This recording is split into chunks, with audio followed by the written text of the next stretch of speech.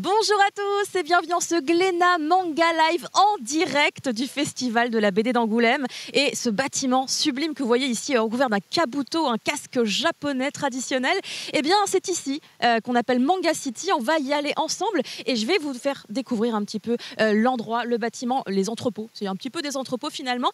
Et on va vous montrer surtout, le plus important, le chemin pour se rendre de la manière la plus efficace possible au stand de Glénat. Évidemment, venez avec moi, je vous emmène et vous allez voir que, en fait, on a un festival de la BD d'Angoulême avec un temps particulièrement appréciable, car étant quelqu'un qui a eu l'occasion d'y venir au moins déjà une fois, il fait en général très froid. J'ai un manteau, mais ça ne sert à rien, c'est un accessoire de mode là. Parce que d'habitude, il fait vraiment, vraiment très froid. On passe de ce côté-là ? Très bien. Eh bien, écoutez, je crois que c'est comme si on avait un accès VIP. Donc, ce n'est pas tout à fait l'accès des visiteurs. Les visiteurs entrent évidemment par ici, font la fouille pour bien vérifier qu'il n'y a pas d'armes, qu'il n'y a pas de problème, parce qu'on n'a pas envie d'avoir des soucis dans l'événement. C'est important. La sécurité, toujours en premier, évidemment. Et on va prendre en fait ce qu'on appelle l'accès pour les personnes qui ont besoin d'être par exemple en chaise roulante ou pour les poussettes. Il y a une petite rampe. Et je me rappelle que ça avait été utilisé l'année dernière également.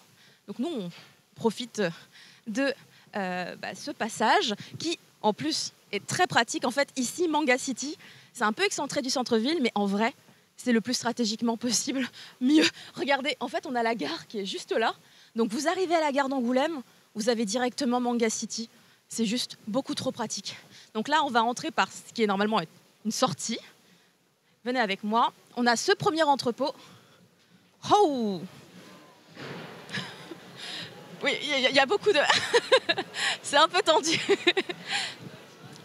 Donc ici, c'est ce qu'on appelle le food court. On va avoir donc la possibilité d'acheter à boire et à manger. Il y a aussi des stands qui proposent des figurines, des goodies, des peluches. Et ici, vous avez une petite boutique qui vous vend les produits officiels de l'événement. Donc c'est des produits estampillés Festival de la BD d'Angoulême. Mais concrètement, vous pouvez aussi acheter les différents bonjours des gens que j'adore, évidemment, puisque c'est l'endroit où tous les fans de la BD et du manga se réunissent. Alors, on y croise parfois des amis. Donc ici, vous pouvez acheter, par exemple, le catalogue d'exposition de Moto Hagio, dont l'anthologie est arrivée chez Glénat il n'y a pas très longtemps. Venez avec moi, on fait le tour par ici.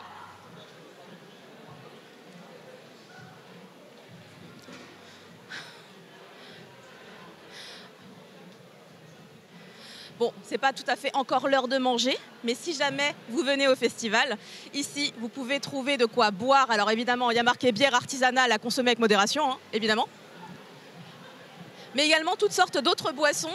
Et même du côté de là où il y a tous les stands, vous allez avoir la possibilité d'acheter des bubble tea ou des petites pâtisseries japonaises. Et c'est vraiment très, très appréciable. On a bien entendu, comme l'année dernière, la rampe de skate.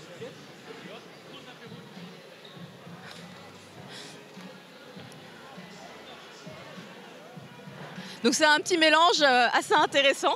Vous pouvez ici venir profiter un petit peu d'une initiation au skateboard.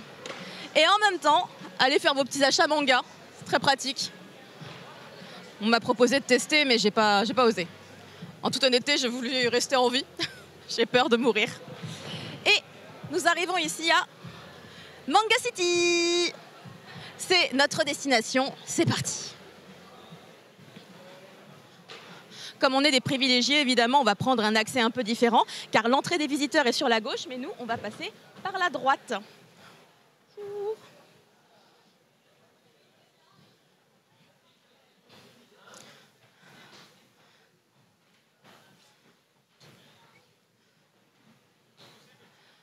Et nous avons ici une petite affiche pour Moto Hagio, puisqu'évidemment, il y a son exposition actuellement sur l'événement. Mais n'hésitez pas à découvrir les anthologies qui sont en vente depuis pas longtemps chez Glénat. Elles sont incroyables. On va en parler en détail tout à l'heure, évidemment. Mais elles sont fabuleuses. Oh, il y a des pièges, c'est un peu tricky. Oh, tout va bien, tout va bien. Si vous êtes très très grand, peut-être qu'effectivement vous devez faire attention. On ne sait jamais, on ne sait jamais. Donc il y a un premier espace ici avec des illustrations. Et enfin, la véritable entrée de Manga City.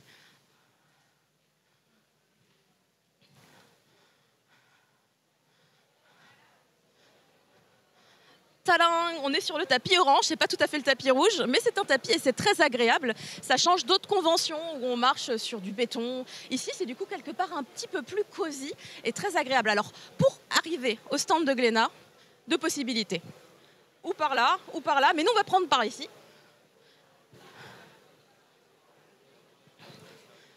Vous contournez le premier petit bâtiment, on va dire, du village manga, c'est un petit village qui a été construit autour de plusieurs éditeurs. Et ensuite, vous arrivez au cerisier, et au cerisier, le Sakura-chan comme on l'appelle, vous avez tout de suite le stand Glénat, ici.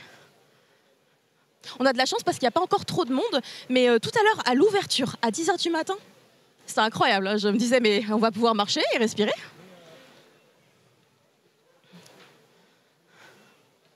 Oui, alors ici, c'est le stand dédié évidemment au manga, puisqu'on est à Manga City, mais bien entendu, il y a une autre bulle dédiée à la BD avec un autre stand Glénat, sur lesquels vous avez peut-être pu voir Ultia, bien que je crois que le live d'hier n'était pas à l'intérieur de la bulle BD, mais à partir de demain, vous la retrouverez là-bas. Donc vous pourrez profiter, je pense, également de la découverte du stand de ce côté-là. Donc du côté du stand Glénat Manga, venez, on va pouvoir profiter de quelques petites activités, comme par exemple, venez. Pardon. Je disais donc une petite activité très sympathique parce que Sakamoto Days, c'est un des titres qui marche le mieux. C'est un de mes titres coup de cœur également. Et il s'agit d'un titre qui vient du Shonen Jump, qui rencontre un succès, on va dire, grandissant, mais vraiment petit à petit. C'est-à-dire qu'il faut pouvoir commencer la série. Vous avez ici les 2 premiers tomes, qui sont dans une esthétique particulière, et à partir du 3e, le rythme change et on rentre vraiment dans de la badassitude constante. Ici, vous avez donc quelques planches tirées uniquement des 2 premiers volumes. Je ne sais pas laquelle est votre préférée, mais du côté du community management, nous avons ici la fave. C'est vrai qu'elle est assez incroyable. L'artiste, en fait, s'appelle Yuto Suzuki et c'est un mangaka qui est relativement jeune. On n'est pas du tout sur une œuvre qui a été comment dire, sa 20e œuvre, c'est peut-être sa première grosse œuvre. Et il a un talent, il a un rythme, il a une narration qui sont déjà extrêmement bien maîtrisées. Moi, par exemple, cette planche-là, je me rappelle quand j'ai lu le tome 2, on voit tout de suite qu'il a un œil, il a une photographie. Comme vous pouvez le voir, il y a vraiment une composition qui est extrêmement bien pensée. Alors, il faut la voir évidemment dans l'enchaînement de toutes les pages, mais c'est impressionnant, il arrive à faire des casses, il arrive à créer un rythme vraiment très particulier. Après, il a des combats hyper badass. Vous voyez ici, sur cette page extraite du tome 1, il est hyper fort, Yuto Suzuki. Et vous avez en fait, du coup, le personnage Sakamoto, qui est ici, vous voyez, avec un certain poids. Et bien, par moment, il repasse un petit peu en mode « j'ai 20 ans ». Ça arrive. Je ne vous dis pas pourquoi. Hein. Je vous invite évidemment à aller découvrir directement dans le manga. N'hésitez pas à aller checker. Hein. Le premier tome et le 2e tome sont toujours disponibles partout. Donc vraiment ici, c'est pour vous montrer un peu le début de l'histoire. Et ça mérite vraiment que vous alliez vous y intéresser. On avait eu l'occasion d'ailleurs d'aller à un petit événement en boutique quand on était au Japon. Parce qu'il y avait le pop-up store dans les jump shops. C'était trop bien. D'ailleurs, il y avait un photocall à cette occasion au Japon. Et bien, figurez-vous que c'est presque le même photocall qu'on a eu la chance de vous proposer aujourd'hui. Venez, regardez, il est juste ici. Il est trop bien. Pour quelle raison est-il si bien? C'est parce qu'il y a mon personnage préféré dessus, évidemment. C'est celui-ci. Il s'agit de Shin, qui est une personne fabuleuse, sinon ce ne serait pas mon personnage préféré. En fait, il a une capacité à entendre dans les pensées des autres. Il est un peu télépathe. Et en fait, chaque personnage a ses propres particularités. Mais le truc, c'est que comme on vous montre ici uniquement les protagonistes des premiers tomes, vous ne voyez pas encore l'immensité du scénario. Parce que là, actuellement, en termes de publication, on en est au 11e tome. Et ça va vraiment très loin. Tous les gens qui lisent la série vous le diront, hein, vraiment clairement. Il n'y a pas une seule personne vraiment que j'ai pu voir, rencontrer, qui m'ait dit être déçue de la série. Pour l'instant, ça n'existe pas. Pas dans mon entourage, en tout cas. Donc, vous pouvez venir ici, sur le stand de Glénat, et faire une petite photo, pourquoi pas avec Shin. Parce que bon, voilà, il est très sympathique.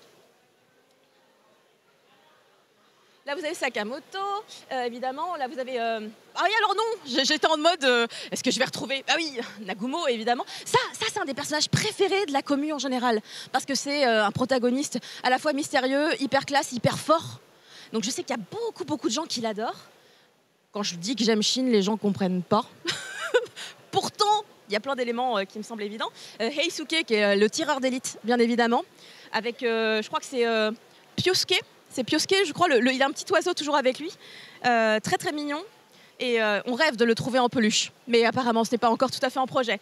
Sakamoto, bien évidemment. Le héros, qui potentiellement est aussi extrêmement classe. Hein. En vrai, il arrive tellement à tout gérer. Avec un stylo, il peut tuer 3 assassins. Enfin non, il est exceptionnel. Donc n'hésitez pas à venir sur le stand de Glénat, prendre votre petite photo, voilà, et partager sur les réseaux sociaux, bien évidemment, et pourquoi pas en taguant Glénat. Ensuite, on a aussi, ici, le petit coin pour les dédicaces, parce qu'il y aura des dédicaces également sur le stand de Glénat. Et ça commencera justement dès aujourd'hui avec notre ami Louis. Alors, c'est pas Louis, hein, c'est son manga, évidemment. Red Flower, on a déjà eu l'occasion de faire la présentation. On avait présenté son manga à Japan Expo, on avait fait une superbe interview, il avait aussi fait des dédicaces et du coup il sera avec nous dans quelques minutes et vous aurez un enchaînement entre le live et la séance de dédicace, la première, vous voyez aujourd'hui 13h30, 15h30 et il enchaîne tous les jours sans s'arrêter, à savoir qu'il a également son propre stand sur l'événement où il enchaîne également, donc s'il n'est pas ici, il est potentiellement là-bas. Donc il est vraiment très fort. Vous avez également Federica Di Meo qui sera là à partir de demain, donc de 10h à midi, pour les gens qui ont eu l'occasion de lire Les Lapins Crétins, Luminous Quest. Avec Monsieur Tan, bon, lui, on n'a pas l'occasion de la voir ici sur l'événement avec nous, mais en tout cas, le talent, le travail, la beauté du dessin de Federica Di Meo, n'hésitez pas, en plus, elle est adorable. Pour la connaître IRL, c'est une personne particulièrement adorable, mais Louis aussi. N'allez pas penser que c'est différent, il est très cool, il est très cool, mais je pense que la majorité des gens le connaissent déjà et sans doute, bien évidemment. Ensuite, évidemment, nous avons le stand où vous allez pouvoir faire votre shopping, car il y a les nouveautés, mais il y a aussi les séries les plus populaires. Venez, je vous emmène découvrir tout ça par la grande porte, la grande entrée, où il y a Luffy qui vous accueille avec le sourire comme d'habitude. Et en entrant dans le stand tout de suite, hyper bien pensé. Oh là là, attendez, je remets comme il faut, puisque c'était mal mis, les titres qui sont évidemment là pour représenter les artistes présents sur l'événement. Moto Hagio, qui est une des invitées du Festival de la BD d'Angoulême, et notre cher Louis, ici, avec un petit sticker en dédicace jeudi. Je pense qu'ils vont mettre un sticker différent tous les jours, puisqu'il est en dédicace de manière systématique au quotidien. On a aussi quelques coffrets Tokyo Revengers, parce que c'est une des séries les plus populaires également dans le catalogue de Glénat. Et lui, littéralement, il est sorti la semaine dernière. Tout à l'heure, on parlera des nouveautés d'ailleurs. Il est possible qu'on vous montre un petit peu le contenu de ce coffret. À l'intérieur du stand, évidemment, donc on parlait de Tokyo Revengers, vous pouvez vous procurer l'intégralité de la série. N'hésitez pas, en plus on arrive très bientôt au dénouement, puisque la série devrait se conclure à son 31e volume, et le dernier en date donc est le 28e. Et si vous voulez découvrir un petit peu les nouveautés chez Glénat, vous avez normalement en librairie le Glénat Manga News, qui est un magazine gratuit. Et vous allez avoir en fait des premiers chapitres à l'intérieur. Donc dans celui-ci, vous allez avoir normalement le spin-off de Tokyo Revengers, qui est ici. Vous voyez, il y a un petit poster de Tokyo Revengers également. Et donc quelques chapitres qui sont proposés avec une belle diversité et surtout le planning, bien évidemment. Là, on va loin dans 2024, on se projette dans le futur. Et donc les chapitres, vous voyez, en grand, personnellement, je trouve que c'est très classe. Donc n'hésitez pas. En plus, là, au Festival de la BD d'Angoulême, il y en a plein. On a évidemment les One Piece. Que serait un festival sans un rayon One Piece rempli, les Dragon Ball Super et les Dragon Ball tout court, avec le livre, évidemment. Le tome 3 est sorti il n'y a pas très longtemps. Ensuite, on a quelques autres grosses séries. Limbo, effectivement, de Anna Sanchez, qu'on a eu l'occasion d'interviewer aussi à Japan Expo. On a la nouveauté de Sui Ishida, pour tous les fans de Tokyo Ghoul. C'est incroyable, hein. Shojin X, c'est une série phénoménale. Vous devez absolument la tester. Ensuite, on a Shangri-La Frontière, là aussi, j'ai envie de dire gros enjeu, puisqu'on a eu la chance d'avoir les artistes sur l'événement de Japan Expo il n'y a pas très longtemps. J'étais très contente de les rencontrer, ils sont super intéressants et j'ai hâte de voir ce que ça va donner pour la suite. Il y a l'animé aussi qui est disponible, n'hésitez pas à checker. Et enfin voilà, Sakamoto Days dont je vous parlais tout à l'heure. Admirez quand même la dinguerie de la couverture du tome 11. Je trouve ça phénoménal quand on passe de ce niveau-là à celui-ci qui donne quand même un ton un peu différent. Là, on sent qu'il y a de l'action, mais il y a un petit côté un peu plus gag. Et au fur et à mesure des couvertures, vous voyez que l'ambiance a tendance à changer. Donc maintenant, c'est littéralement des affiches. Hein. On peut faire des posters de chacune des couvertures de Sakamoto Days. C'est la grande classe. Ensuite, on a évidemment encore pas mal de titres que vous pouvez découvrir en rayon.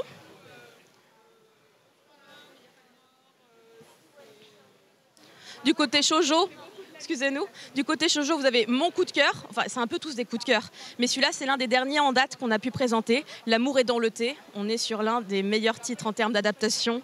L'amour est dans le thé, l'amour est dans le... Il y a une émission, voilà, pour ne pas le dire directement. Ensuite, vous avez aussi...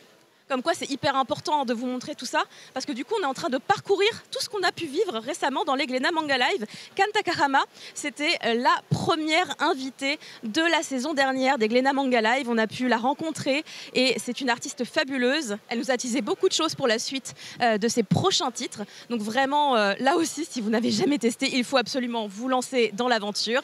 Vous avez aussi, donc, a priori ici, le côté seinen. Je le vois en fait aux cartouches de couleur un peu marron, beige, bordeaux. Ça me permet du coup de resituer un petit peu. Et parmi les nouveautés, on a After God. Ah, ça c'est un titre que j'adore parce que graphiquement, je vais vous montrer une des doubles pages si je la retrouve. Il y a une double page dans ce tome 1. C'est simple, j'avais le souffle coupé. C'était juste incroyable. Alors, je ne sais pas si je la retrouverai comme ça à la volée, mais vous devez absolument... Voilà, regardez-moi ça. Je ne sais pas si on se rend compte du détail et du travail qui a été mis en place pour cette double page qui est d'une intensité folle. Vraiment, cet artiste est à surveiller. Après, au niveau de l'histoire, c'est assez complexe, mais ça n'en reste pas moins très intéressant et j'attends avec beaucoup d'impatience le 3e volume qui devrait sortir au mois de février. Après, nous avons évidemment Blue Giant qui est dans l'actualité puisqu'il y a le film d'animation qui va sortir le 6 mars dans les salles et vraiment, je compte sur vous pour aller le voir. J'ai eu la chance de le découvrir en séance presse il n'y a pas très longtemps. L'émotion.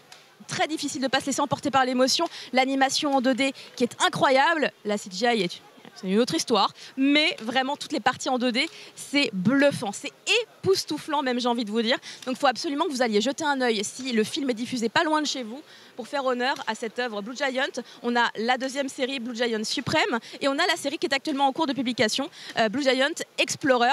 Donc, sur la 1re série, il est au Japon. Sur la 2e série, il est en Europe. Et sur la 3e, eh bien, il est parti aux États-Unis, le pays du jazz, finalement. Donc, c'est extrêmement important. Par rapport à tous ces titres, n'hésitez pas à les découvrir également sur Glénat Manga Max, la plateforme de Glénat où vous pourrez retrouver tous les premiers chapitres de toutes leurs séries actuellement en cours de commercialisation.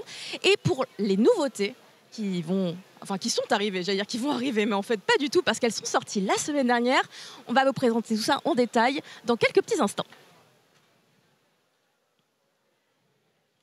Aime ton destin. Ah ouais.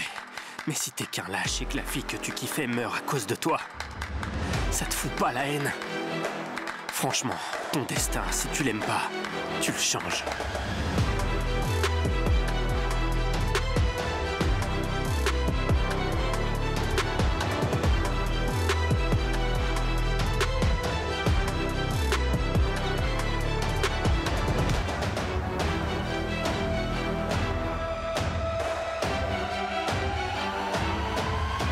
Plongé au cœur des gangs tokyoïtes dans Tokyo Revengers, un manga des éditions Glénat.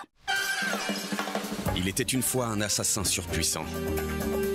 Son nom, Taro Sakamoto. Il était craint par tous les gangsters et admiré par ses confrères. Mais un beau jour, il tomba amoureux.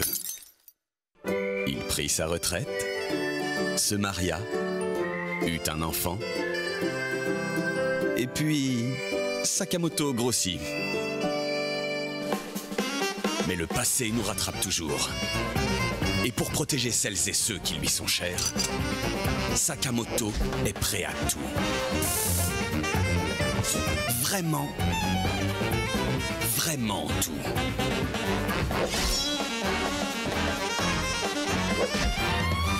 L'épicerie est maintenant ouverte.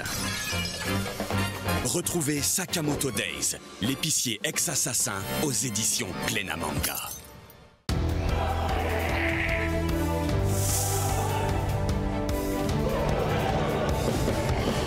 Dans un monde où les jeux massivement multijoueurs en réalité virtuelle sont devenus la norme, un jeune prodige, passionné des jeux les plus buggés, va voir son destin changer. Bienvenue dans Shangri-La Frontier, l'immense terrain de jeu pour tous les joueurs avides d'aventure. Mais attention, ça ne va pas être une partie de plaisir. Senraku sera-t-il celui qui percera le mystère qui se cache derrière le monde de Shangri-La Frontier? Plongé dans un univers d'Heroic Fantasy, combattez gobelins, lapins porpalins, serpents voraces. Ce truc. Affrontez des créatures légendaires et faites du monde de Shangri-La Frontier le vôtre. Shangri-La Frontier, l'aventure débute aux éditions Glénat. Apôtre, divinité, enfer. Lorsqu'un homme seul défie le monde et se venge de son destin, peut-il garder toute son humanité? Berserk, le retour du manga mythique aux éditions Glénat.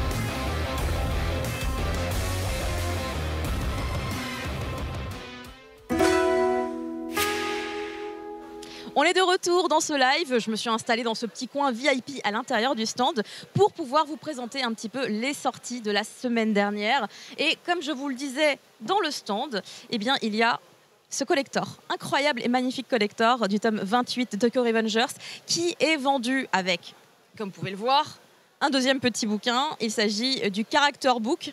Peut-être j'ai compliqué les choses pour le cadreur. C'est vrai que c'est petit. Le Character Book numéro 3 ou le Guidebook numéro 3. En tout cas, c'était très attendu parce que, en fait, si vous suivez un petit peu l'histoire de Tokyo Revengers, vous savez qu'il y a beaucoup trop de protagonistes et qu'en fait, en vrai, on s'y perd. Même quand on suit de tome en tome, on s'y perd un petit peu. Donc le Character Book, vraiment, c'est notre Bible. C'est important pour pouvoir resituer les personnages, surtout dans leur période historique, puisque je vous rappelle qu'il y a voyage dans le temps dans Tokyo Revengers. Donc des fois, on se dit, attends, c'est après la 4e fois qu'ils soient revenus dans le passé que ça s'est passé. Donc il faut parfois ce genre de petit livre très important pour pouvoir resituer. Je vais vous faire le petit unboxing. On va tester de le faire en posant le micro. Parce que je ne vais pas réussir à déchirer ça avec un seul doigt. Donc je tente, attention. Peut-être aurais-je dû demander des ciseaux. Peut-être que... Ah non, c'est bon. J'ai des ongles particulièrement efficaces. Ne venez pas m'agresser, a priori, c'est une arme de destruction massive. Donc vous enlevez évidemment le petit plastique que je pose là actuellement. Vous pouvez sortir les petits livres, mais il y a des petites surprises aussi en plus. Donc, le premier tome, voilà, le tome 28 de Tokyo Revengers. Je reprends le micro, c'est peut-être mieux, effectivement. Donc, le tome 28, avec une couverture, comme d'habitude, haute en couleur, j'ai envie de vous dire. Chacune des couvertures de Tokyo Revengers, affiche de mode, à ce niveau-là, affiche de mode, avec donc toujours des protagonistes différents dessus. Et là, on sent qu'on s'approche quand même d'un grand final. Je vous le disais tout à l'heure, je vous le redis maintenant, on devrait conclure la série avec le tome 31. Du coup, il ne reste plus grand-chose et on est scénaristiquement vraiment dans des moments où c'est pas facile à vivre. Hein. Depuis le tome 25, personnellement, je pleure beaucoup. Mais vraiment, là, le tome 28 est aussi très, très, très intense hein, pour tous les gens qui l'ont lu, vu qu'il est sorti la semaine dernière. Vous avez, comme je vous le disais, le Character Book numéro 3, donc basé sur l'arc Tenjiku, hein, l'arc qu'on a eu il y a quelques tomes de cela. très très très important, avec évidemment fiches de personnages. Attendez, je vais vous retrouver éventuellement ça. Voilà, les fiches de personnages qui nous permettent de resituer et de se rappeler un petit peu quels sont les événements qui sont liés à chacun des protagonistes. Vraiment, ça permet de mieux comprendre certaines choses. Ensuite, vous avez le super petit cadeau que je trouve trop mignon, c'est les silhouettes. Alors, on va essayer de les assembler. On est sur de la stratégie ici, attention. Alors, attendez, comment on procède? Ah oui, c'est ici. Donc, il y a juste à déplier à l'arrière de la petite silhouette et regardez comment c'est trop mignon. Vous pouvez installer ça sur vos petites étagères à côté de vos tomes de Tokyo Revengers. Donc il y a la silhouette jour et la silhouette nuit. C'est apparemment donc, la silhouette jour qui avait gagné sur un sondage qui avait été fait sur les réseaux sociaux de Glénat. C'est la communauté qui a décidé que cette illustration-là servirait pour le coffret 28. Donc c'est elle qui a remporté, mais du coup, c'est vrai que l'illustration de nuit, elle est quand même très sympa aussi. Donc c'est cool d'avoir les deux et pourquoi pas de décorer de manière très sympathique votre bibliothèque. Moi, personnellement, je trouve que c'est le genre de petit goodies qui est quand même plutôt cool. En général, vous savez, dans les collectors, on peut trouver des standees, on peut trouver des ex-libris, on peut trouver toutes sortes d'autres petits goodies.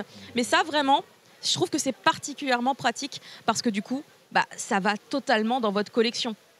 Si vous êtes un collectionneur comme moi, si votre maison ressemble plus à un entrepôt qu'à un vrai foyer, écoutez, ça permet de décorer un petit peu et qu'il n'y ait pas juste des dos de volumes de manga. Donc voilà, la composition de ce petit coffret, vous pourrez les retrouver en assez grande quantité sur le stand de Glénat. Normalement, je pense qu'il doit y en avoir d'assez gros stocks, donc vous pourrez les retrouver aussi sur différentes boutiques, différents magasins, un petit peu partout en France. Mais vraiment, ce coffret, je le trouve extrêmement cool, extrêmement réussi et bien pensé. Et je ne dis pas ça juste parce que je sais les gens qui ont conçu, je sais qui sont les gens qui ont conçu ce coffret. Mais je le trouve vraiment très bien. Regardez ces petites silhouettes. Est-ce que je les garde? Est-ce que je les garde pour qu'elles nous accompagnent sur tout le live là? Tout ce qui reste du live. Peut-être pour Louis, je vais les déplacer, mais on va les garder. Je vais ranger les tomes en attendant, qui se rangent très facilement. Je les ai rangés à une main. On va laisser ce petit coffret de côté. Ça, je pense que c'était une petite planche qui protégeait les silhouettes. Hop. Ensuite, nous avons un autre titre qui est sorti la semaine dernière. Je pense que vous êtes tous au courant. Il y a eu cette réédition dans ce format perfect, Crying Freeman, qui est un très très grand classique du catalogue de Glénat. Vous le savez, Ikegami Yoichi, on l'avait reçu l'année dernière à Angoulême. Il était venu, c'était un des invités d'honneur. Il y a eu son catalogue d'exposition également qui était en vente. Et incroyable, son catalogue d'exposition. Pour le coup, je l'ai acheté. Et je suis en train de détruire les silhouettes. C'est déjà la bagarre ici. Voilà. Crying Freeman, donc qui est quand même à l'origine du film. Je ne sais pas si vous avez l'occasion de voir le film. Il y a un grand film qui était sorti il y a quelques temps, qui s'appelait Crying Freeman. Alors quand je dis il y a quelques temps, c'était pas il y a 2-3 ans, c'était il y a vraiment très longtemps. Mais du coup, c'est vraiment une œuvre emblématique avec des dessins fabuleux. Et Satoko est arrivée. Nous avons la directrice éditoriale de Glénat Manga qui ne va pas tarder à nous rejoindre pour continuer avec moi la présentation des nouveautés sorties la semaine dernière. Et donc, Crying Freeman, elle pourrait aussi vous en parler un petit peu par rapport à ce tome 2. Mais on avait déjà eu l'occasion d'évoquer la réédition effectivement de cette série dans ce format, puisque ça a commencé avec Sanctuary, qui est également un titre dessiné par l'incroyable Ikegami, qui est arrivé donc à sa conclusion en 6 volumes. Et donc ici, cette réédition qui est vraiment très belle, du coup, vous pourrez la compléter en 5 tomes, Satoko, Crying Freeman. 5 tomes, voilà, je me souvenais plus exactement. C'est pour ça que c'est très bien que Satoko vienne me rejoindre. Dès que tu es prête, Satoko, tu peux me rejoindre. Le public t'attend. J'aimerais bien essayer de faire tenir Crying Freeman, là. Attendez, il a l'air un peu frais. Bonjour Satoko, comment ça va? Un peu dans le rush? Ah, C'est bon. Oui, normalement, je pense qu'on t'entend. Bienvenue. La SNCF était à l'heure. Je pense que c'est ce qui compte. Oui, parce qu'en fait, du coup, on vous remet un peu dans le contexte. Nous, on est là, on est bien, on est posé, on est à l'aise. Mais Satoko arrive directement de la gare. Je vous ai montré tout à l'heure où était située la gare par rapport à City Manga. Et donc, tu es sorti du train, tu as traversé la voie ferrée. Il y a un escalier direct depuis le quai jusque devant le Manga City. Donc, voilà, j'ai pu arriver jusqu'ici en, je ne sais pas quelle heure il est, mais 10 minutes. Assez rapidement, en toute honnêteté. Hein. Tu es arrivé très vite. En tout cas, merci beaucoup de nous rejoindre. Merci de m'accueillir là. Avec un Je suis encore un peu dans le décalage horaire entre Paris et Angoulême, mais... Carrément le décalage horaire. Tu m'aurais dit, oui, en fait, je suis arrivée de Tokyo il y a donc 2 jours. J'aurais compris, mais quand même, on est dans le même pays. Mais on arrive, il fait beau, il fait chaud. Je pense qu'il y a déjà un décalage. Ah, je me rends pas compte de la météo du côté de Paris. Après, c'est peut-être les 2 heures de train qui me changent. Je ne sais pas, mais c'est vrai qu'actuellement, il fait un temps très doux. J'ai ramené un manteau. C'est un très bon Angoulême. On a déjà eu de la pluie, de la neige, du froid. Et cette année, je pense que c'est le meilleur moment pour venir, surtout qu'il y a une super expo. Oui, magnifique expo dont on reviendra justement plus en détail dans quelques instants. Donc là, j'étais en train de faire un petit peu le point sur les sorties. On a abordé déjà Tokyo Revengers avec l'incroyable coffret. Tu vois, j'ai sorti les petites silhouettes et je m'en sers beaucoup pour décorer également cette petite table. Comme ça, c'est vrai que le vote a favorisé plutôt ce visuel pour le coffret, mais on voulait quand même garder l'autre qui a plu à presque la moitié des gens. Ah oui. En même temps, si à la moitié, ça fait une moitié quand même pas très, un peu plus triste. On ne pouvait pas en faire 2 malheureusement, donc on a dû choisir. Mais voilà, on l'a gardé pour l'intérieur du coffret. Et c'est un très bon choix. Moi, je trouve ça très joli et vraiment pratique pour décorer sa bibliothèque. Donc, on a aussi abordé rapidement Crying Freeman, donc avec son 2e volume qui donc est sorti la semaine dernière. Ça fait déjà 1 an qu'on a accueilli Monsieur Ikegami en France. Waouh, j'ai l'impression que c'était hier. C'est vrai. C'est ce que je disais aussi. Je leur disais que voilà, ici à Glénat, en fait, vous aviez eu la chance d'avoir Monsieur Ikegami, de le rencontrer. Et, c'est une personne d'un grand âge, donc c'est quand même impressionnant. Et qui est toujours actif, parce que Trillion Game, il est toujours en train de dessiner dessus. Mais c'est d'autant plus incroyable, en fait, quand on se dit peut-être que nous, on aimerait bien être à la retraite à cet âge-là, éventuellement. Et en fait, lui, il est là, il continue à donner des coups de crayon et avec beaucoup de talent. Je pense que c'est vraiment une passion pour lui parce que sincèrement, vu le succès qu'il a eu, il n'a absolument plus besoin de travailler si c'était uniquement pour des questions financières. Mais très clairement, il fait ça parce qu'il est passionné, il est mangaka, c'est sa vie. Mais oui, et ça se ressent, je trouve, énormément, en tout cas quand on a la chance de le rencontrer. Une autre des nouveautés de cette semaine, une nouveauté importante, c'est Les Gouttes de Dieu mariage, car le 26e tome est le dernier. Ah, on arrive enfin à la conclusion. À la conclusion tant attendue, quoique, a priori, il y a une nouvelle série qui a commencé au Japon sur les successeurs. Mais non! Mais on arrive à la fin, je pense, de l'histoire de Shizuku et Issei, qui sont un peu les 2 frères ennemis depuis le début des Gouttes de Dieu. Et on a assisté justement à la découverte. Si on commence depuis le début des Gouttes de Dieu, c'était quand même Shizuku qui ne connaissait pas le vin, qui commence à le découvrir, à avoir une passion, et son frère qui a toujours été dans le vin et qui, tous les deux, en tant que bons rivaux, arrivent à découvrir encore plus de charme au vin qu'ils goûtent. Tout le temps. C'est un livre qu'on a du mal à corriger le matin parce que dès qu'on lit une page des Gouttes de Dieu, on n'a qu'une envie, c'est d'aller boire du vin. À ce point-là, on préfère le relire en fin de journée. L'œnologie, nouvelle passion dans ma vie, aller tester les vins. J'imagine que oui. En tout cas, en Asie, il y a énormément de nouveaux adeptes du vin qui ont commencé en lisant les Gouttes de Dieu. Donc, on n'arrête pas de le répéter. C'est un peu le vin pour les nuls aussi. Donc, on n'a absolument pas besoin de connaissances en vin. Si on a des connaissances, effectivement, on apprend d'autres choses et puis on apprécie tout ce qu'ils sont en train de dire parce qu'on le comprend. Mais quelqu'un qui n'a jamais bu de vin peut... Alors, en étant autorisé, bien sûr. Et en se limitant, évidemment, avec modération, comme d'habitude. Non, parce qu'au bout d'un moment, quand on ne ressent plus le goût, ça n'a plus d'intérêt. Ben oui, mais de toute façon, il ne faut quand même pas trop en consommer quand même. C'est pour ça. Voilà, il faut... Attention. Le vin est surtout là pour le goût, pour la sensation fantastique qu'il procure, gustativement parlant. Accompagné de certains mets avec lesquels il va le mariage, puisque la 2e partie concerne surtout le mariage entre les mets et les vins. Donc on apprend à justement ne pas boire et manger n'importe quoi ensemble. Il y a des choses qui se marient très bien ensemble. Et donc on apprend à choisir justement quel vin consommer avec quelle nourriture. Voilà, et on arrive au bout du coup de ces deux arcs. Je ne vous spoilerai pas la fin. C'est le One Piece gustatif en fait, quelque part finalement. Un peu, c'est ça. Oui, les gouttes de Dieu, c'est effectivement le One Piece qu'il cherche dans ce manga. Effectivement, le One Piece du vin, bien évidemment. Donc c'est la fin d'une grande aventure, mais tu viens de nous teaser sur le fait que potentiellement, un peu plus tard, on allait pouvoir continuer à les suivre à travers leurs successeurs.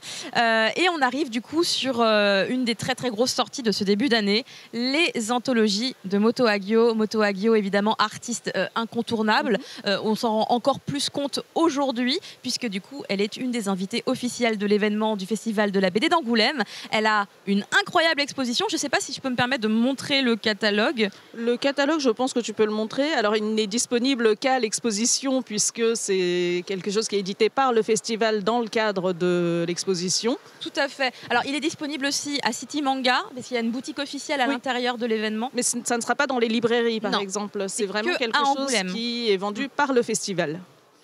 Et donc, c'est un ouvrage fabuleux pour tous les gens qui Je le découvre en même temps.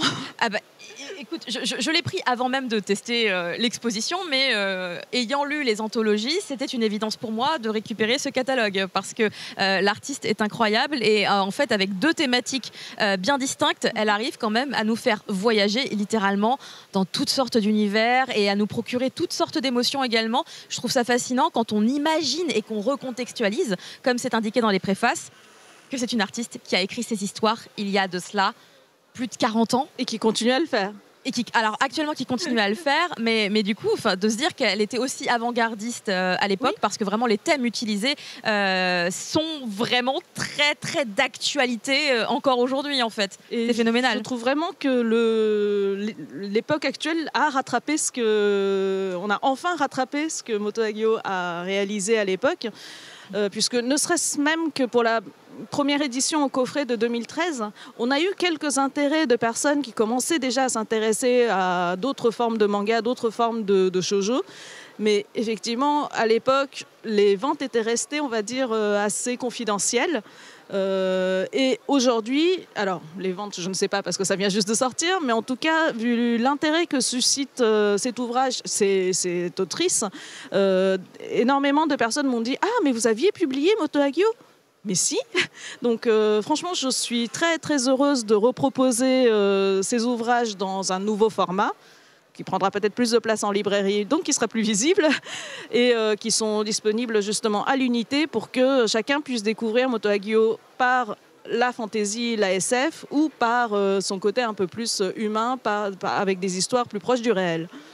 Oui, alors plus proche du réel, mais avec une intensité dramatique que j'espère ne pas retrouver dans la vie des gens que je côtoie, parce que c'est vraiment assez extrême. Mais en même temps, voilà, c'est l'intensité dramatique dans sa forme la plus pure, j'ai envie de dire.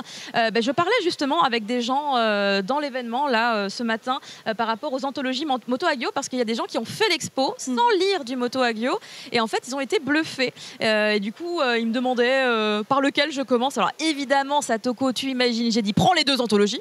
Merci. Mais la personne voulait n'en prendre qu'une seule. Et donc, par rapport à ses préférences, je lui ai recommandé La Rêverie, parce qu'en fait, c'est une personne qui aime tout simplement la SF et qui s'y connaissait vachement bien en SF. Donc, déjà, sur les planches, l'impact était là, apparemment. Si c'est une personne qui connaît bien la SF, je pense qu'il aura peut-être les mêmes goûts que Moto Hagio, parce que si elle a voulu faire du SF, c'est parce qu'elle était une grande lectrice de SF. Dans ses influences, elle cite très souvent Ray Bradbury. D'ailleurs, elle a réalisé des nouvelles de Ray Bradbury en manga. Ah. En fait, dans la bibliographie de Moto Hagio, elle est tellement importante que ceux qui se disent par quoi commencer en France, quelque part, ils ont de la chance, parce qu'il y a très peu d'œuvres d'elle qui sont éditées en France, donc le choix est assez restreint aujourd'hui, malheureusement. J'espère que ça changera à l'avenir. Mais au Japon, il faudrait quoi, peut-être une année entière pour découvrir toutes ces œuvres.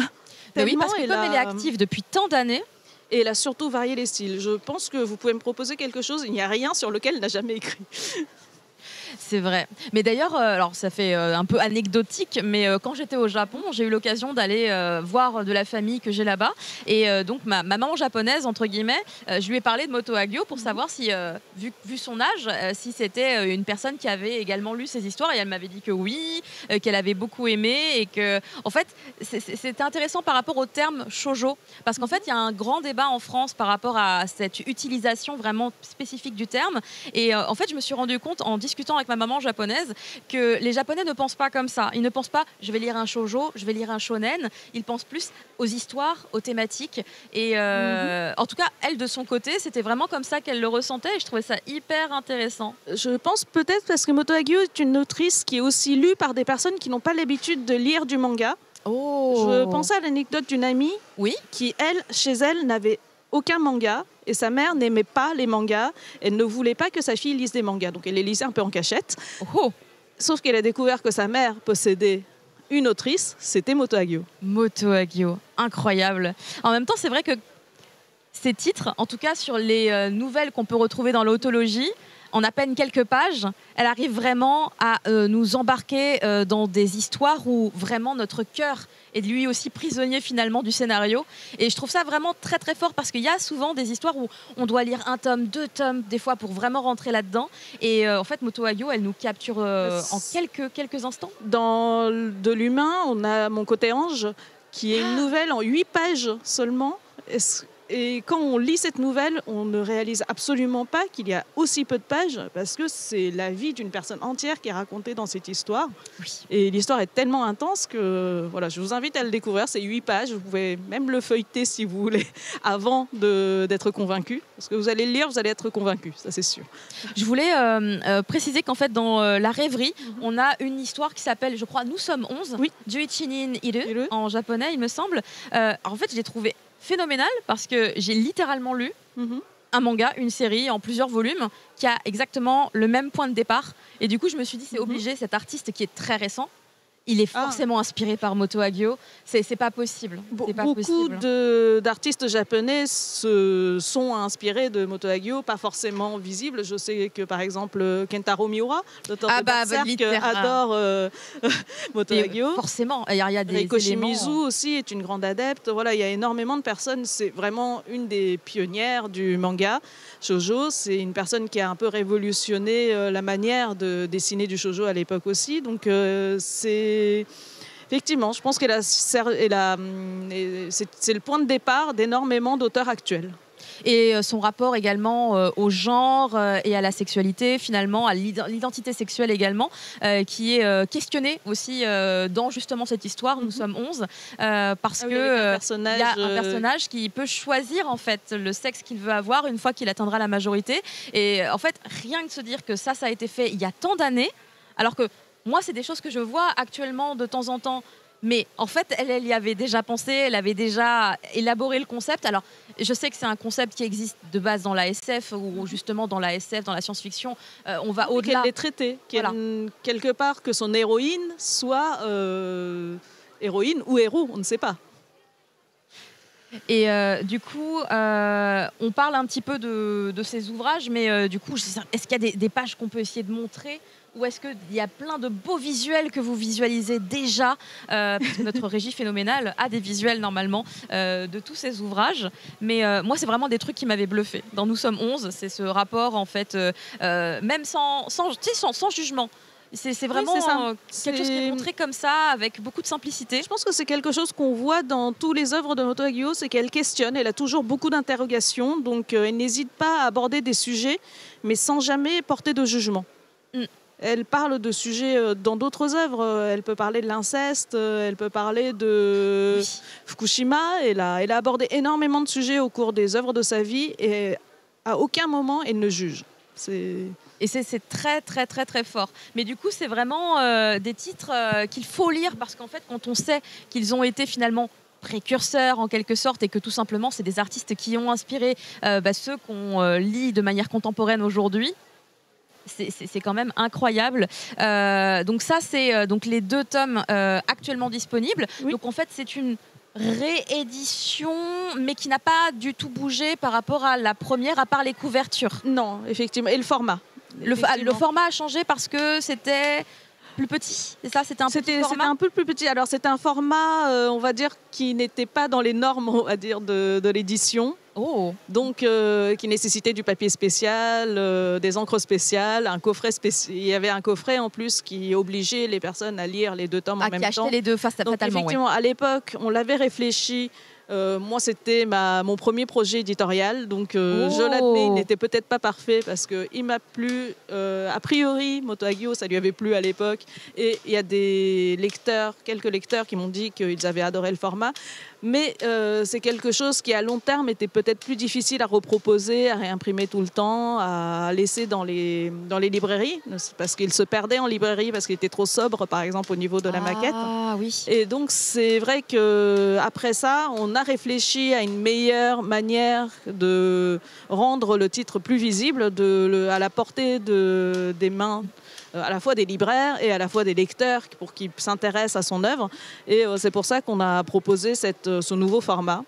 Mais après, la traduction était bonne, la maquette était bonne. Je ne pense pas qu'on ait... Après, c'est parce que, par exemple, la préface, c'était en 2013, c'est oui, ça? Oui, c'était en 2013. En fait, la préface, effectivement, il y a une espèce de petite biographie et tout s'arrête à 2013 environ. On aurait dû peut-être voir la suite. Alors, on était un peu pressé par le temps aussi. Il y avait Angoulême. Voilà, il y avait Angoulême qui arrivait, j'imagine. Voilà. On aurait pu mieux faire, effectivement, on fera peut-être mieux, mais c'est vrai qu'il y avait Angoulême. Au niveau des validations, il y avait aussi du temps, donc... Ça c'est clair que c'est un truc qu'on répète systématiquement en plus en live. À chaque fois qu'on a l'occasion de parler du rapport avec le Japon, on réexplique à chaque fois que oui, les validations, ça peut prendre des mois et des mois. Non, et puis surtout, on ne voulait pas, changer des choses sans avoir l'accord de l'autrice.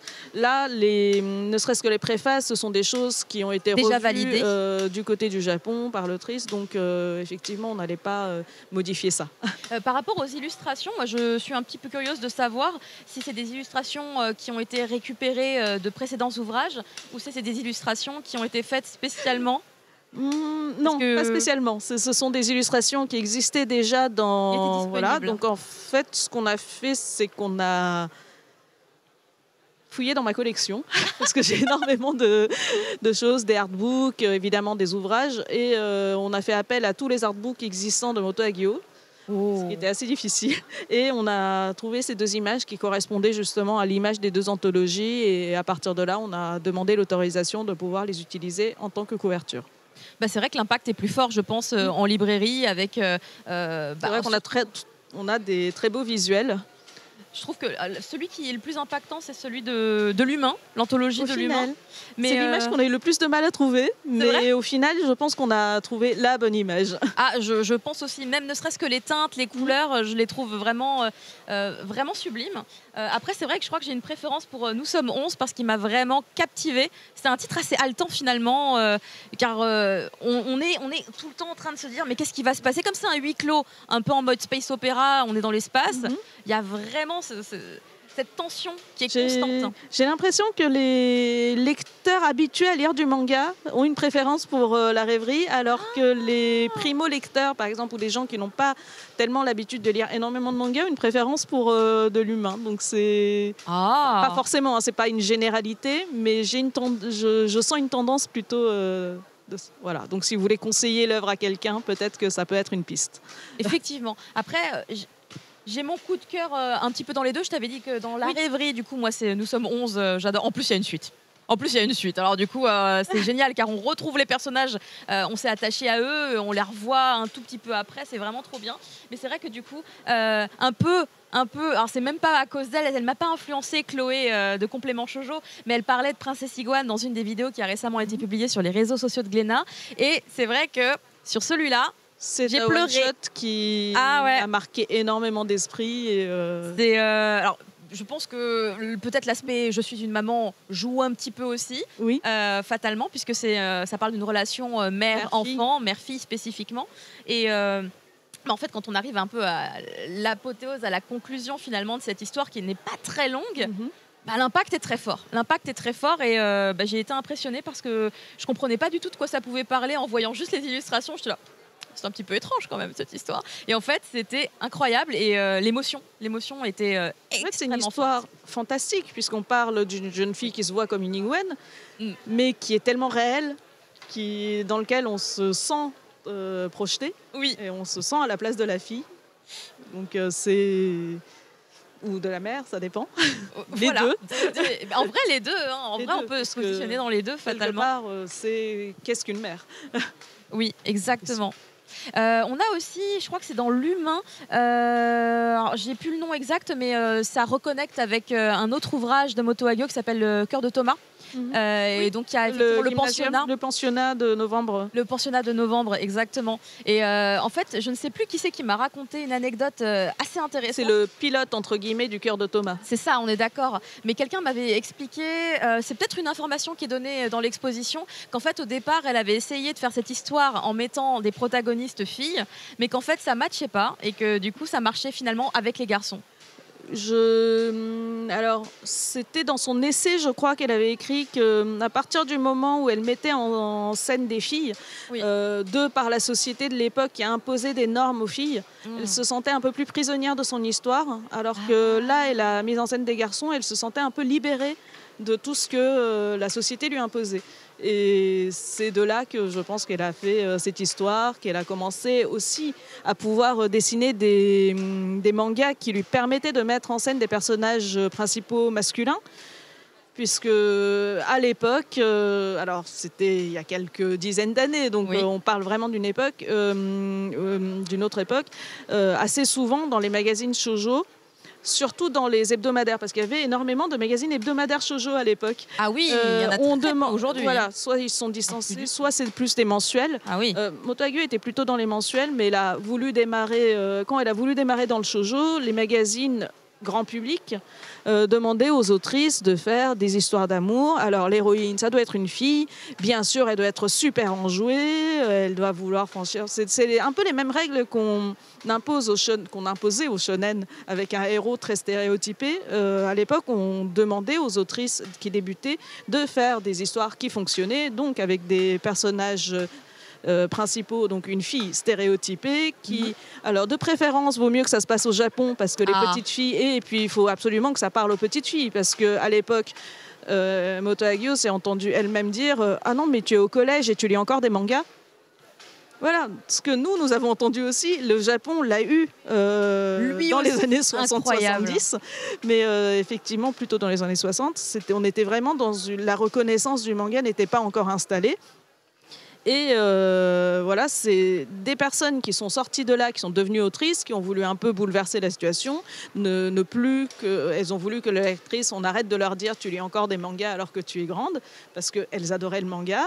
Elles ont voulu raconter des thèmes qui les intéressaient. Enfin, Moto Hagio a toujours été une grande lectrice, que ce soit de Bradbury ou de Montgomery. Elle a énormément aimé les romans occidentaux. Elle a voulu elle-même écrire des histoires comme ça. Et toutes ses premières œuvres, je crois que c'est dans celui-ci, Pauvre Maman, fait partie des one-shots qu'elle a réalisés dans le début de sa carrière, qui ont été refusés par la première rédaction où elle était. Il est un peu extrême. Il est extrême, mais effectivement, maman. c'est pour ça que quand on imagine, c'est un petit garçon, ce n'est pas une fille, il n'est pas vraiment très joyeux non plus, et on était dans un magazine qui proposait que des histoires avec des jeunes filles enjouées et de leur quotidien et des petits amours, voilà. Donc la plupart des œuvres qui ont été publiées dans ces magazines, je pense, ne sont même pas devenues des tankobon, se sont même pas transformées en volumes reliés. Je pense qu'il y en a beaucoup qui ont été oubliés. En France, je pense on porte aujourd'hui de l'intérêt sur des œuvres de cette époque, mais on n'a que la crème de la crème. C'est vrai. Et alors qu'à l'époque, il y avait énormément de titres qui étaient publiés, mais c'est le cas actuellement aussi. Il y a énormément de titres qui sont publiés au Japon. Et je pense que beaucoup d'œuvres de personnes qui sont restées un peu plus dans les conventions, dans ce que les éditeurs leur demandaient, parce que je ne pense pas qu'il y ait des éditrices à l'époque. Je pense que c'était que des hommes. En fait, il faut resituer, on parle des années 70, 80... 60. Même 60.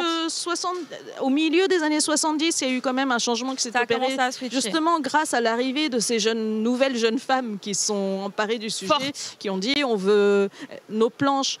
Pas question qu'on soit payé la moitié des hommes. Oh, ouais, mon Dieu, mais quelle horreur. Oh, voilà, c'est que quand je lis des récits d'autrices de l'époque, qui aujourd'hui ont une certaine position, donc arrivent à en parler, effectivement, on a vraiment l'impression qu'elles étaient rabaissées et qu'elles ont dû se battre pour pouvoir retrouver voilà, pour pouvoir exprimer leur créativité et être récompensés pour ça. C'est fou de voir en fait tous les combats qui ont dû être menés justement et toutes les portes qu'elles ont dû ouvrir justement pour les autres artistes d'aujourd'hui. Et ce qui est très intéressant pour Montagio, c'est qu'on n'a pas l'impression qu'elle se bat. Elle est quelque part dans son monde créatif. Dans sa bulle finalement. Et son talent a suffi pour qu'elle arrive là où elle en est. Et voilà. Et ça, c'est quelque chose qui est très bien exprimé justement dans les préfaces des deux ouvrages que je recommande vraiment de absolument lire. Ne les passez pas, ne les zappez pas. Il y a une vraie recontextualisation extrêmement intéressante, hyper importante, parce que en fait, on se rend compte que, enfin, j'exagère peut-être un peu le propos, mais dans ma tête, j'étais un peu en mode j'ai de l'or dans les mains, tu vois. Vraiment, c'était un peu cette sensation que j'avais et vraiment qu'on arrête finalement d'oublier ces autrices dans l'histoire du manga, parce qu'en fait, elles sont hyper importantes et en fait, sans elles, on n'aurait pas le manga tel qu'il est aujourd'hui. Et c'est vrai que le contexte actuel des lecteurs de manga en France fait qu'on arrive à remettre en avant des autrices comme elle. C'est vraiment une joie pour moi parce que c'est la première mangaka que j'ai lue de ma vie. Oh, c'est trop bien! J'ai toujours aimé ce qu'elle faisait. T'avais quel âge quand tu as lu pour la première fois? Je pense que je ne savais même pas lire. Ah ouais, carrément! Oh, ah ouais, le premier contact, impact sur finalement toute ta vie par la suite.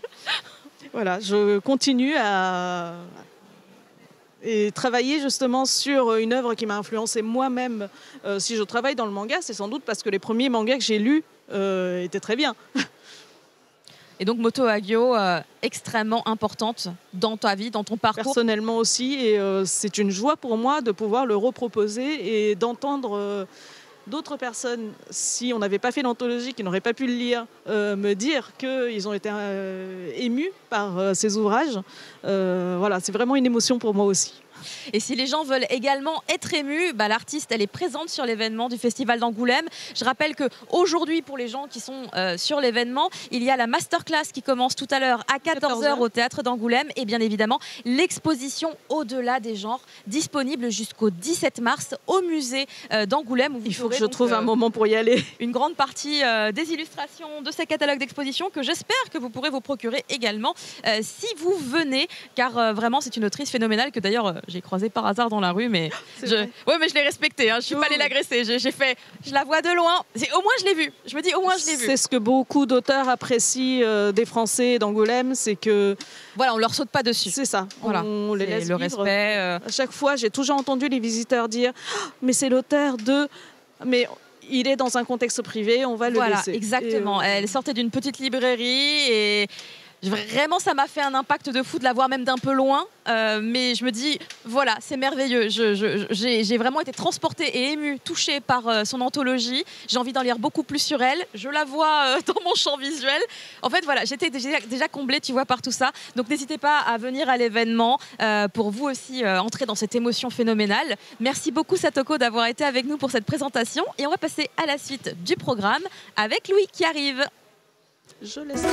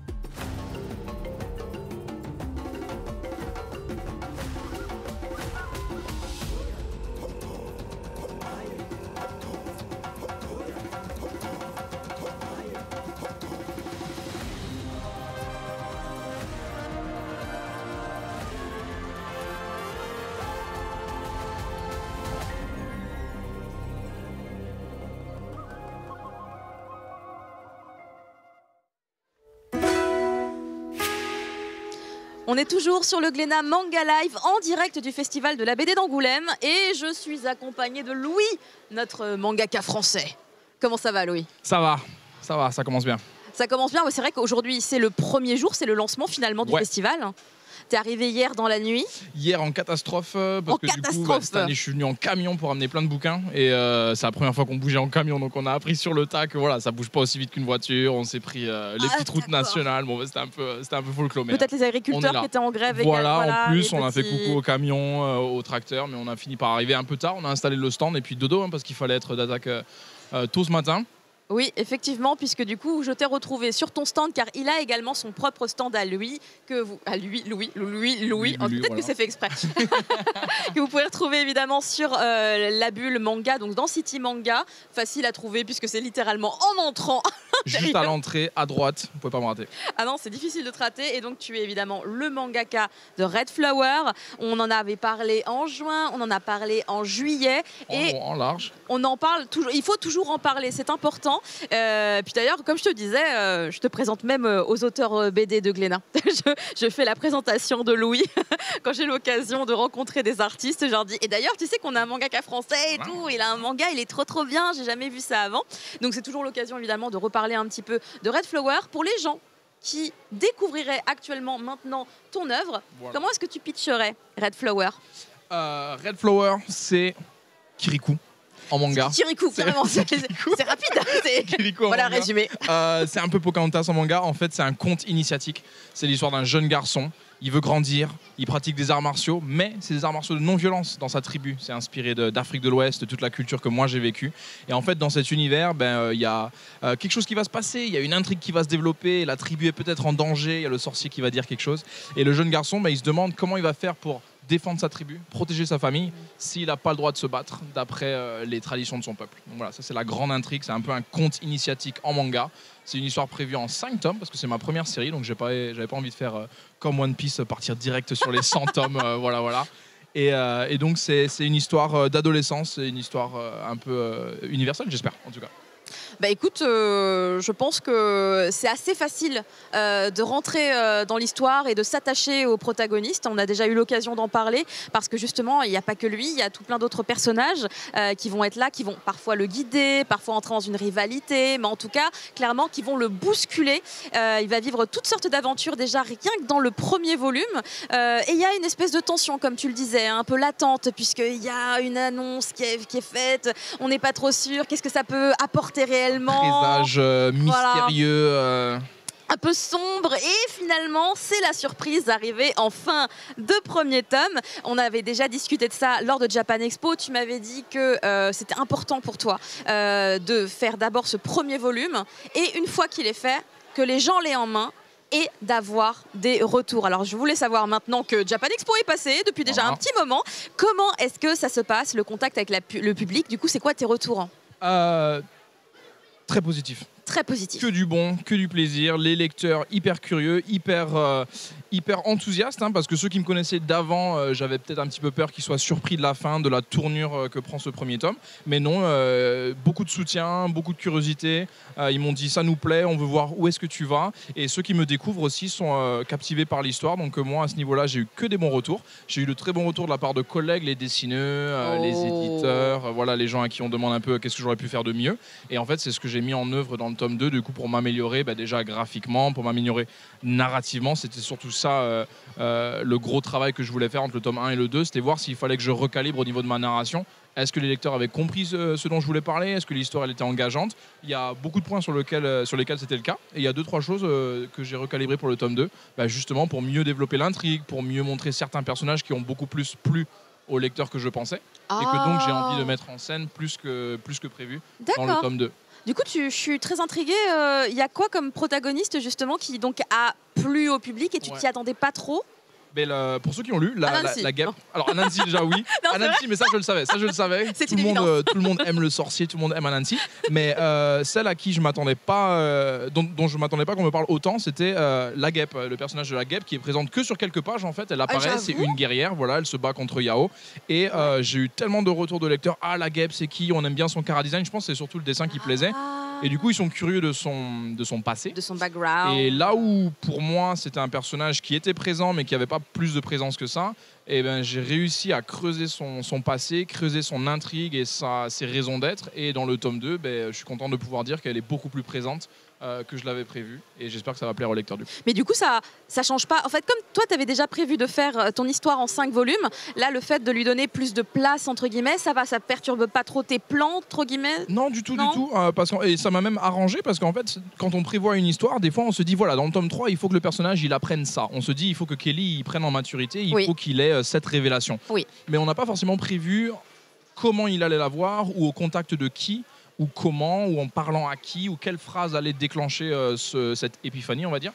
Et là, je me suis dit, en fait, c'est l'occasion de lui créer un mentor de plus, en fait, parce qu'il est très admiratif de son frère. Oui. Il adore son frère. Il y a aussi son père qui est un modèle pour lui. Il y a Anansi qui est un modèle pour lui. Il y a les conseils de grand-mère.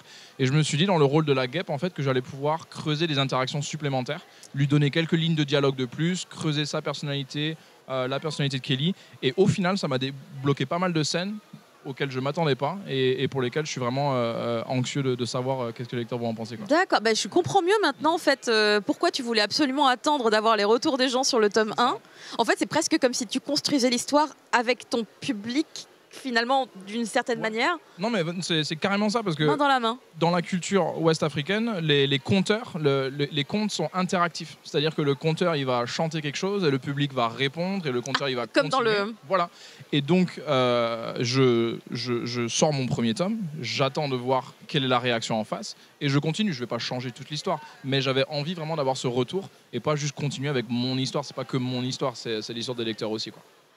Complètement, et je trouve ça impressionnant parce que c'est pas une manière de fonctionner qu'on peut retrouver partout, genre au Japon je ne pense pas. Je sais pas comment ils comptent, ils ont une culture de la narration très particulière au Japon et puis dans les contes internationaux aussi, donc je voulais vraiment m'imprégner de cette culture-là dans mon tome, que ça se ressente, que je racontais différemment et je voulais que les lecteurs se sentent impliqués un peu dans cette histoire. Je suis aussi un peu curieuse de savoir, tu parlais de ce que tu pouvais apporter sur le tome 2 par rapport au graphisme, au changement graphisme. Il y a vraiment des choses à changer parce que moi je veux pas te balancer des fleurs gratuitement, mais je trouve que ton dessin il est genre carré de fou et je te l'ai déjà dit à Japan Expo. Ouais, c'est gentil. Après, pour moi le dessin il faut qu'il fasse le taf. C'est toujours perfectible. C'est toujours perfectible et moi il y a beaucoup d'endroits où je veux vraiment m'améliorer. Je pense au-delà de juste le niveau graphique, c'est plus aussi un vocabulaire graphique. Apprendre à diversifier la façon qu'on a de raconter. Ça passe par le cadrage, ça passe par les plans, ça passe par l'utilisation de la trame, le noir et blanc. Comment est-ce que je montre l'émotion ? Il n'y a pas que avec le visage, on peut le montrer avec le vide, on peut le montrer avec le décor, on peut le montrer avec la trame. Et donc, à force de lire des choses et me nourrir, là je sors de l'expo sur Hiroaki Samura, l'habitant de l'infini, qui est d'ailleurs mon auteur... c'est un de tes auteurs favoris ? Oui, c'est mon auteur favori. C'est ton top 3 top 1, il est la top 1, 2 et 3. Wow. Et en fait, quand on voit la nuance dans son récit et toutes les façons qu'il a de montrer une même émotion, on se dit qu'il faut aussi diversifier son langage. Et donc sur le tome 2, ça va être ça, ça va être me nourrir de ce que j'ai lu, de ce que j'ai vu, et essayer de raconter différemment pour pas que le lecteur il s'ennuie en fait. Si à chaque fois que le personnage est triste, on montre que son visage qui pleure, je me dis ça devient rébarbatif et il faut trouver d'autres manières de le montrer pour engager les lecteurs. Donc je découvre que Samura est une de tes inspirations. Grande référence, ça se voit pas encore beaucoup dans mon travail, mais je vous jure, je l'adore. Non mais après, il faut aussi connaître le travail de Samura, tu vois, pour pouvoir le détecter. Incontournable pour moi. Mais c'est incroyable de se dire que t'es genre fan de Samura. Il est invité de événement de l'année où tu es en plus, quand même, faut le rappeler, en sélection pour le prix jeunesse. C'est vrai. Est-ce qu'on n'a pas un petit peu, tu vois, les planètes sont alignées, tu vois? Alors moi, je croise les doigts. Déjà, alors moi, honnêtement, je savais pas qui serait là. J'avais vu l'expo et je m'étais déjà enjaillé à l'idée d'aller voir l'expo. Et après, j'ai appris qui serait présent, donc je sais pas à quoi il ressemble. Je le verrai sûrement pas. Peut-être là, tu l'as déjà croisé 5 fois, mais voilà. J'ai vu un japonais tout à l'heure, je l'ai regardé bizarrement. Voilà. Mais non, cette année, franchement, il y a plein de choses qui se passent. Donc, je sais pas où donner de la tête, mais ça a l'air d'être une belle édition là, entre la sélection jeunesse, la sélection pour le prix Cheminot aussi. Le prix Cheminot. Voilà, il y a eu le prix Cheminot qui se passe samedi. Les expos, les auteurs, mon stand, Glénat. C'est chargé. Beaucoup de choses. Justement, par rapport au prix de la sélection jeunesse, quand tu as appris que tu étais dans la sélection... Je pense que c'est un lecteur qui me l'a dit. Ça aurait pu être Glénat, genre salut. J'avais la tête dans le truc, ça faisait des semaines que je répondais plus à mes mails. Déjà, Glénat qui m'envoyait des mails, je répondais pas. Et je pense que c'est un lecteur qui m'a envoyé un message sur Instagram. Il m'a dit hey, t'es sélectionné pour le. Je suis bon. Je vais voir. En effet. Et puis après, j'ai vu, je pense qu'il y a quoi, 20-30 sélections. Il y a pas mal de titres. Il y en a pas mal, hein, voilà. Donc j'ai vu des gros trucs. Il y a Brume aussi. Brume de chez Glénat, de chez Glénat aussi en BD. Ouais. Que j'ai vu, moi j'adore ce travail. Très joli, ouais. Très donc joli. déjà d'être sélectionné, moi je suis content. C'est trop un honneur. Surtout pour ma première série, premier tome, ça commence trop bien. Après voilà, je me fais pas d'illusions, mais on croise les doigts quand même un petit peu au cas où. Mais, on croise les doigts, on touche du bois. Mais rien que d'être sélectionné, ça me fait déjà assez plaisir. En tout cas, je trouve que c'est une reconnaissance que tu mérites amplement. Je le trouve, personnellement, je le trouve ça. Et du coup, je préviens donc les équipes de Glénat. Pour joindre Louis, c'est par Instagram, a priori. Hein. Les mails, ça a pas l'air efficace. Je peux même t'envoyer des messages à 22h30. C'est vrai, en plus, j'ai répondu. Louis, t'as quel âge? Non, on n'en parle pas. On n'en parle pas. C'est un des grands secrets, évidemment, de Louis. C'est comme à Nancy, on ne sait pas quel âge il a, tu vois, finalement. On ne sait pas. C'est un grand secret. Il y a donc le tome 2 qui est en cours d'élaboration. Voilà. Alors, t'as avancé de quelle manière, là? Est-ce que donc, ton scénario est fini? T'as fait des croquis? T'as déjà des pages de fête? J'avais pris du retard, justement, sur le scénario parce que je voulais me nourrir de tous les retours que j'avais eu des lecteurs. Et donc, ça m'a pris beaucoup plus de temps que prévu. Là, la bonne nouvelle, c'est que ce tome-là, il déboîte. Il est trop bien. Oh là là. J'ai trop hâte qu'il sorte. Ah, ça tease. Et c'est bien avancé. Là, je vais entrer, après Angoulême, je vais entrer dans la période de rush pour finir les pages à temps, d'après la deadline qui a été donnée. Donc, je vais faire de mon mieux. Et puis voilà, hein, c'est bien parti en tout cas. Est-ce que tu peux nous teaser un petit peu sur... je sais pas trop comment dire parce que du coup j'ai peur d'en dire trop moi-même. Non, sachant que je ne sais rien sur le tome 2. Tu sais rien, je ne sais rien. Mais parce que du coup, comme il y a un twist dans la fin du tome 1. Attendez-vous à en voir beaucoup plus sur le twist. C'est normal parce que j'ai. Sinon je serais énervée là. Après, je t'envoie des DM. Voilà. Je vais couper Instagram aussi. Attendez-vous à en voir beaucoup plus sur le twist. Attendez-vous à voir beaucoup plus d'Anansi, ce chenapan. Ouais, je l'adore. J'ai pas pu m'empêcher. C'était pas forcément prévu comme ça, mais franchement, il s'est imposé. Et attendez-vous à voir beaucoup plus de Kelly et de son frère. J'ai voulu creuser leur relation dans ce tome 2, qui prend une plus grande importance encore. Et je me suis vraiment lâché sur leur relationnel, les interactions. Je pense que j'ai fait des belles choses. Et j'ai trop hâte, encore une fois, d'avoir le retour des lecteurs, quoi. Donc ça va aller crescendo potentiellement comme ça jusqu'au tome 5. Il n'y a que 5 tomes, donc je pense que c'est un peu tout le temps crescendo. Hein. On n'a pas trop la place de tout raconter, donc il faut y aller vite, il faut être efficace. Ça a été aussi un des problèmes sur cette série, c'est que vu la réaction des gens, mais maintenant j'avais envie de tout partager, j'ai envie de tout dire. Le lore sur 20 tomes, les histoires d'avant, après, j'avais envie de tout raconter. Mais tu pourras faire des spin-offs et peut-être qu'il s'appelle Red Flower Stories. Mais non, après il y a la technique des arcs. C'était la fin de l'arc 1. Non. Cette série, elle sera en 5 tomes parce que l'histoire, elle se clôture en 5 tomes. Moi, j'ai pas envie d'aller plus loin. C'est vraiment quelque chose que j'ai écrit pour faire 5 tomes. Par contre, oui, il y a beaucoup de lore. Donc, je le partage souvent entre les chapitres. Hein. Les gens ont beaucoup apprécié les pages explicatives sur le lore et tout.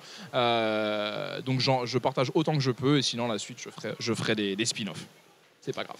Très bien. De toute façon, si on veut en savoir plus effectivement sur le lore de Red Flower, il suffit d'aller te retrouver sur ton stand, de te rejoindre sur tes réseaux sociaux. Tu as une boutique officielle à toi. Sur mon Insta. Avec Red Flower Stories, où on peut en apprendre un petit peu plus sur d'autres personnages. Voilà. Et des personnages existants, le sorcier, Kelly, son grand frère, tous les personnages et d'autres. Dans les stories, c'est des histoires courtes. Je rappelle également du coup que le tome 2, pour l'instant, il est prévu dans pas longtemps en fait. Je suis en train de voir la date. Le coup de pression est prévu pour le mois de juin 2024. Je rappelle qu'il vient de dire qu'il avait fini le scénario. Il va falloir rusher. Hein. On est fin janvier. T'inquiète. Je suis en train de dessiner sous la table.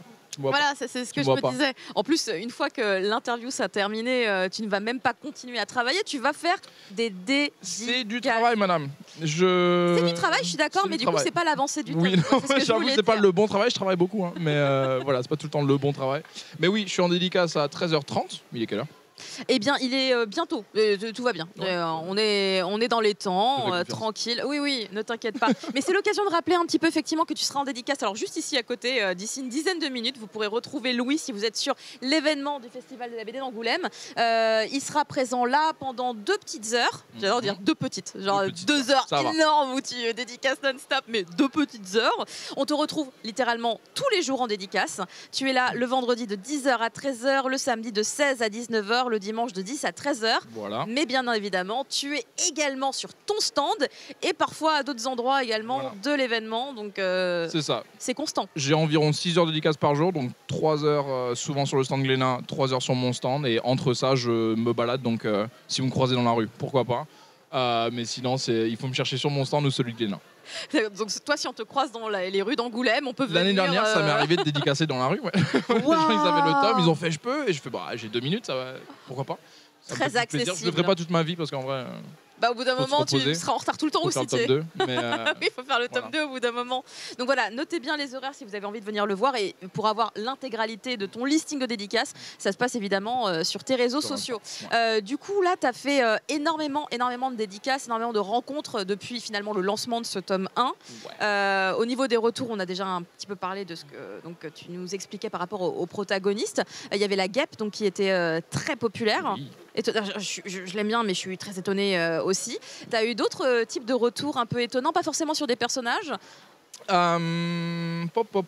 Ouais, il y en a qui étaient agréablement surpris par le format que ça prend, parce que du coup c'est un shonen, mais ça dénote un petit peu de certains codes du shonen où on va pas retrouver par exemple la présentation de personnages avec son nom et quelques petits... Il y en a pour qui ça manquait, il y en a qui disaient que c'était rafraîchissant, il y en a qui aimaient la nouvelle façon de présenter les personnages, que ça faisait conte africain justement, voilà, où on découvre tous les personnages un par un, donc voilà, c'est juste ce que j'entends. Il y en a qui aimaient bien justement le fait que pendant quelques chapitres, moi j'ai pas pu m'empêcher quand j'ai fait le tome 1, pendant quelques chapitres le personnage principal il disparaît un petit peu, c'est son grand frère qui prend le devant de la scène, on se concentre sur lui, ensuite le personnage y revient, donc c'est quelque chose que je travaille avec mon éditeur pour pas trop mettre mon personnage principal de côté, mais aussi ne pas me priver de mon envie de partager tous ces personnages qui sont tous très riches, très variés, très divers. Parce que voilà, chaque lecteur, j'aime bien imaginer que chaque lecteur va avoir vraiment son personnage préféré qui aura sa place et qui va pouvoir voir en action. Donc on parle souvent de la femme du grand frère, Naïla, qui est là que 2 pages, pareil, mais que j'ai voulu très belle, très pleine de grâce. Je la trouve assez impressionnante, tu vois, elle a quelque chose. Royale, forte, enceinte. J'ai voulu faire ça. Voilà. Donc une femme très forte. Parole de mère. Tout à fait. Et non, plein de personnages. Donc voilà, Anansi, les villageois, le roi. On m'a beaucoup parlé du roi qui a l'air très très sévère. C'est souvent c'est les pères qui me parlaient du roi. Mais non. Je pense qu'ils se retrouvaient dedans. Ils se disaient ouais, moi aussi, je suis sévère avec mes gosses, mais c'est pour une bonne cause. Donc en fait, je pense qu'ils retrouvaient dans le roi ce rôle paternel qui est assez douloureux au final, parce que tu prives ton enfant de quelque chose, ce qui est jamais une relation très facile, mais c'est pour une bonne raison. Et donc avec un petit peu de chance, comme moi je l'ai vécu avec mon père, des années plus tard, il y a de la reconnaissance, il y a de la gratitude pour la dureté qu'a eu mon père avec moi, mais qui m'a permis aujourd'hui d'avoir le caractère en fait, qui me permet de faire ce que je fais. S'il m'avait laissé trop faire qu'à ma tête, et ben peut-être que j'aurais pas grandi comme il aurait fallu. Et donc souvent, on me dit, moi je ressens ça dans le roi. Et ça, c'est souvent un discours de la part de père. Donc j'aime bien. Tous les lecteurs retrouvent dans mes personnages une petite raison de s'y attacher, un petit discours sur leur vie et tout. Et au final, c'est ce que je voulais, c'est vraiment permettre aux gens de se retrouver dans ces personnages. Donc là, tu viens de dire que clairement, il y a un très gros bout de toi oui. Dans cette histoire, avec entre autres ce rapport avec le père. C'est très intéressant parce que du coup, tu considères que grâce à ton père, finalement, tu as entre guillemets une discipline qui te permet aujourd'hui de vivre de cette activité et d'être carré, entre guillemets. Puisque du coup, c'est quand même énorme comme gestion ce que tu fais. Car entre être créateur... mais être finalement patron de ta propre vie, puisque du coup tu fais des conventions, tu crées des bouquins, tu es en auto-édition sur certains, puisque du coup voilà, c'est des formats totalement différents, tu gères ta communication, enfin tu as vu les millions de casquettes que tu gères. Me rappelle pas.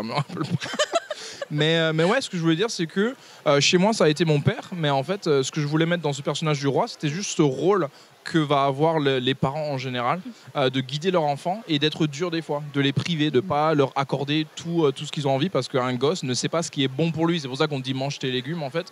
C'est pas parce qu'on a plaisir à faire souffrir un enfant, c'est parce qu'on sait qu'il a besoin des fibres, enfin, je sais pas. Des nutriments, etc. Ça se voit que je mange pas beaucoup de légumes, mais voilà, non, c'est ce que je voulais mettre dans le personnage du roi, et il y a beaucoup de gens qui l'ont relevé et qui ne sont pas arrêtés au premier abord de se dire voilà, c'est un méchant, il est sévère, on l'aime pas, comme souvent beaucoup de personnages d'autorité peuvent être représentés dans les mangas. Je voulais un peu nuancer le propos, quoi.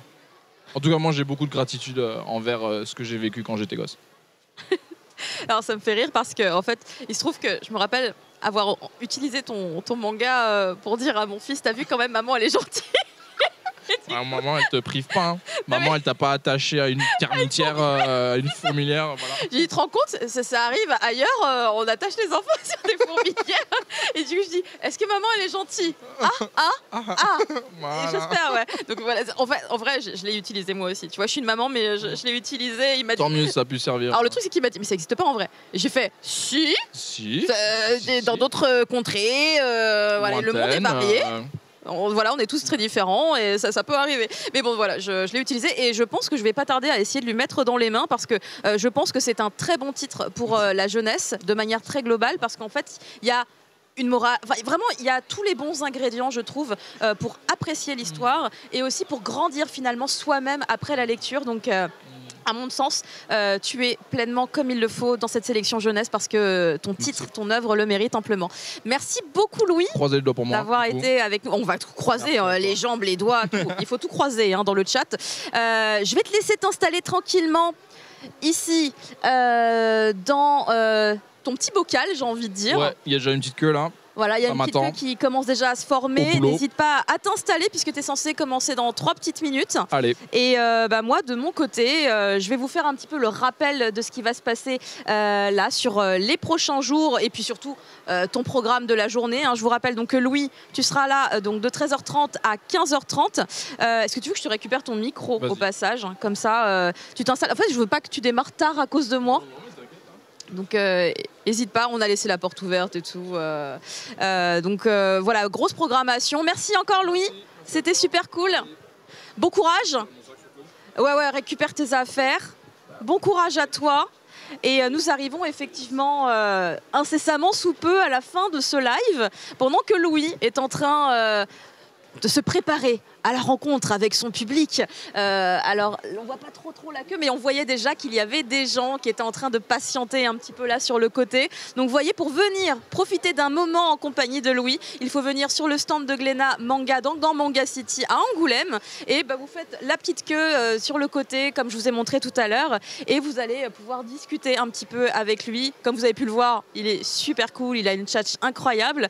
Donc, n'hésitez pas à venir donc, pour profiter d'une petite dédicace, car en plus il fait ça hyper vite, il est impressionnant, il est là en mode oui, le scénario, tout ça, mais en fait il a un coup de crayon juste phénoménal. Je ne sais pas combien d'années il a travaillé pour perfectionner son trait comme ça, mais là aussi en fait il est extrêmement fort et je le trouve particulièrement modeste dès qu'on aborde le sujet de son dessin. Pour la programmation du festival, vous le savez bien évidemment, vous allez retrouver sur les jours à venir la charmante Ultia qui va vous parler principalement de BD. Pour la retrouver, ce sera dès demain, puisque aujourd'hui c'était le seul live de la journée, mais dès demain à partir de 14h, vous pourrez la retrouver sur le channel de Glénat. Donc n'hésitez pas, si vous venez pour la première fois, à activer la cloche, suivre tout ce qu'il faut pour avoir les notifications et ne rien rater. Et le samedi, vous aurez un live avec Ultia toujours à partir de 11h, donc sur plusieurs thématiques qui concernent évidemment les BD du catalogue de chez Glénat. De notre côté, on va également se retrouver, mais il faudra attendre un petit peu, puisque du coup ce sera à partir du mois de février, car je vous l'annonce, les Glénat Manga Live vont également reprendre. Vous allez avoir très bientôt sur les réseaux sociaux la programmation mois par mois, puisque ça au moins on est sûr qu'on les fera de cette manière-là. Donc rendez-vous dès le 6 février sur le channel, toujours Glénat Live sur Twitch. N'hésitez pas donc à bien follower s'il vous plaît, c'est important. Pour le tout premier numéro donc de la saison, on devrait normalement vous parler de certains titres dont la dystopie est un des sujets les plus importants dans la narration. La dystopie, c'est assez fascinant. C'est assez fascinant parce qu'on pourra peut-être même débattre finalement sur le terme de la dystopie. Quelle est votre définition? Elle semble être un peu varié selon les différents dictionnaires que j'ai pu côtoyer. Mais justement, ce sera l'occasion d'en discuter ensemble. Donc sur Twitch, je vous attends du coup, moi, à partir du 6 février pour la suite des aventures Glénat Manga Live. Et évidemment, donc je vous le rappelle encore une fois, dès demain à partir de 14h avec Ultia. Excellente journée à tous. Ciao!